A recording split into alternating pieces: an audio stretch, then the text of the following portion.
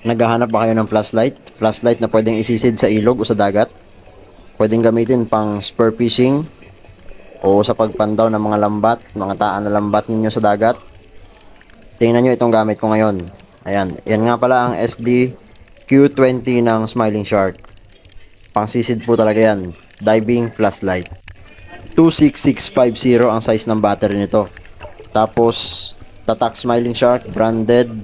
And then, 5,500 mAh ang capacity. Magnetic na rin ang switch nito kaya hindi ka mangangamba na baka mapasok ng tubig.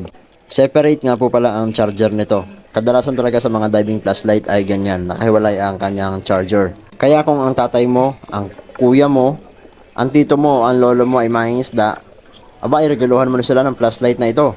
Sigurado matutuwa sila pag nakatanggap sila ng ganitong flashlight. Maliwanag, malakas at maganda ang quality.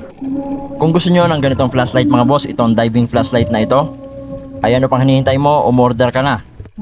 Ilalagay ko ang link ng aking TikTok shop dyan sa ating comment section. Pati na rin ang link ng Shopee kung saan ito pwedeng ma-order.